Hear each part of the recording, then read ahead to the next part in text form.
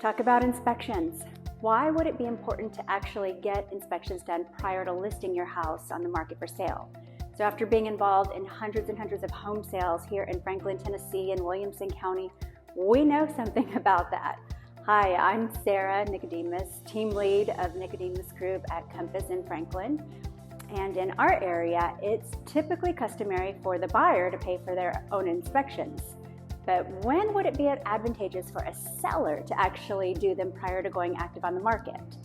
Well, we don't always recommend this, but here are some really good examples as to why having inspections done prior to listing is helpful and advantageous for you as a seller. So for one thing, it can end up saving you time and money as a seller.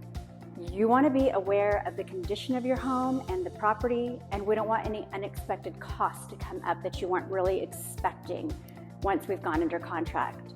I mean, we've seen termite treatment estimates well over $50,000. Now, imagine getting a termite estimate for $50,000 and the only way the buyer will actually buy the home is if it's fixed and paid for. And what if you're already under contract on your next home and you need that $50,000 to close on this next purchase? This would be a huge problem. So what about this? Let's say that you found out that the home that you were selling needed a new roof or an air conditioning unit. Well, you could actually do a few things. You could sell the home as is, and you could disclose the issues. You could not sell it at all, or you can take what's needed to be done and fix it yourself. The idea behind getting inspections done prior to actually going live on the market is so that there are no unexpected surprises that could financially hurt you later or hurt your next transaction. We want the seller to be aware of any additional expenses that could possibly arise from the sale of their home. So the inspections that we recommend are the standard customary inspections that a buyer would normally do during an inspection period. We recommend a general home inspection, a roof inspection, and a termite inspection. And if you live on land, there are other inspections like septic that could come into play. We would talk about that later. It's actually helpful, but not mandatory, to make sure that all health and safety issues are fixed.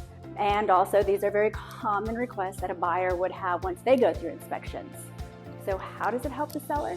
Well, you'll have much more assurance about what you will actually net, and it will give you peace of mind that the buyer won't ask for any unreasonable or outlandish repairs that aren't necessary. It also cuts down on inspection times, having the inspection done prior, and it protects you as a seller. If you have a replacement property to purchase and you need every single penny out of your sale to secure the close of your next purchase. Also, the buyer is more confident that they are buying a sound home that is move-in ready condition.